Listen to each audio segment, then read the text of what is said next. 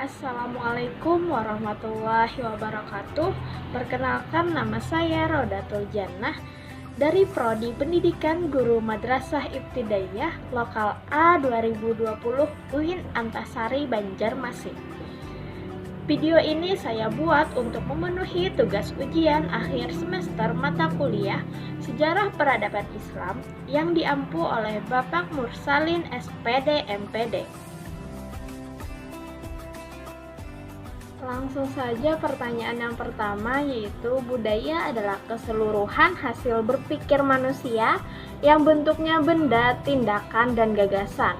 Sedangkan peradaban adalah budaya yang sudah kompleks. Hampir seluruh manusia sejak era purba sampai modern memiliki peradaban sebagai hasil kemajuan berpikir.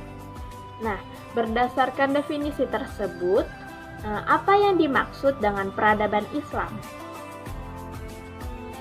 Jadi, peradaban Islam adalah kebudayaan yang kompleks dan ditimbulkan oleh Islam yang berasimilasi dan berakulturasi dengan kebudayaan lokal.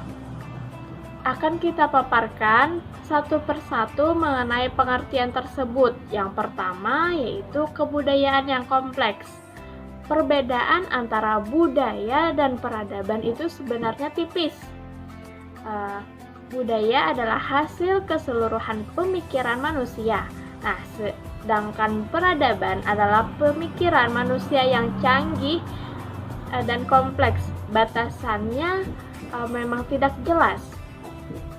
Tetapi apabila kebudayaan tersebut terstruktur dengan rapi, bagus, halus, canggih, dan melampaui zamannya, maka inilah yang disebut dengan peradaban.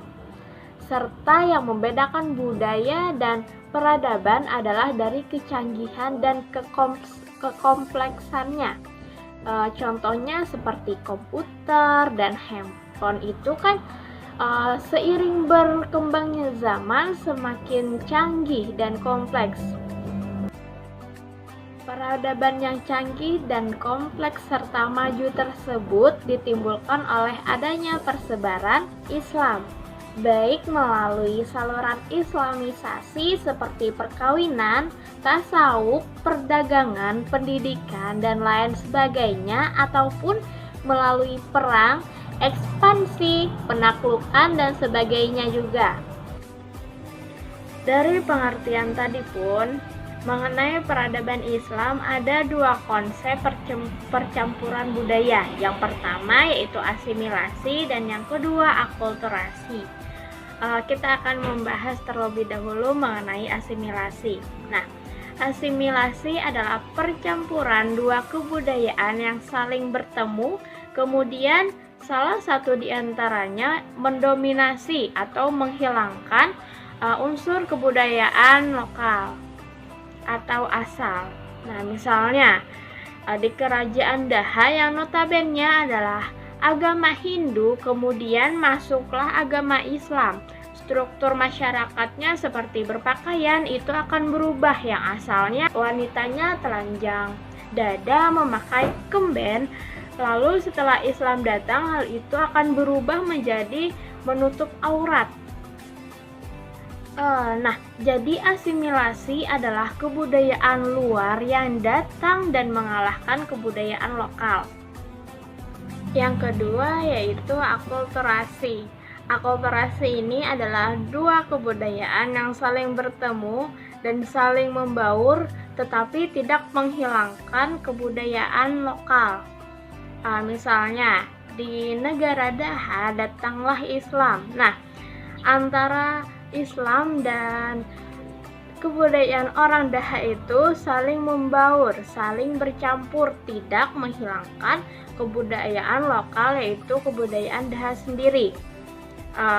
Baik dalam hal pakaian maupun bahasa, seperti cerita dari Dewi Gangga yang berakulturasi dengan agama Islam.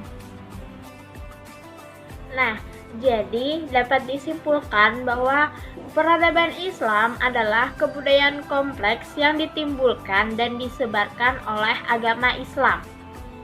Kemudian, peradaban kompleks yang ditimbulkan oleh agama Islam berasimilasi dan berakulturasi dengan budaya lokal. Pertanyaan yang kedua yaitu, jika kefasihan lidah adalah tonggak pertama peradaban Islam yang berkembang di tanah Hijaz, lalu bagaimana pengaruhnya terhadap peradaban Islam sekarang? Ya, tentu saja berpengaruh. Karena apa? Karena yang sama-sama kita tahu bahwa mentalitas di bangsa Hijaz Arab adalah mentalitas lisan yang mana ditunjukkan pada seni-seni Arab, yang mana mereka sering mengungkapkan daripada menggambarkan secara fisik. Seperti di tanah Arab itu, mereka sering qasidahan, sholawatan daripada membuat patung.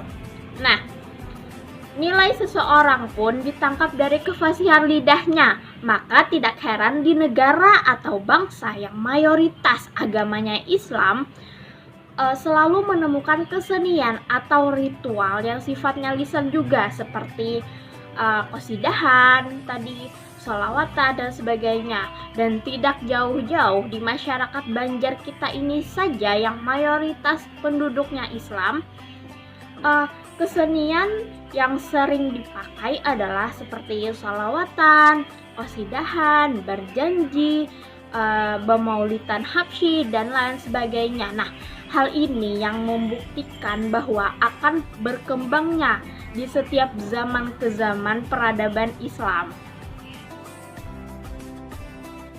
Nah, demikian jawaban yang dapat saya paparkan.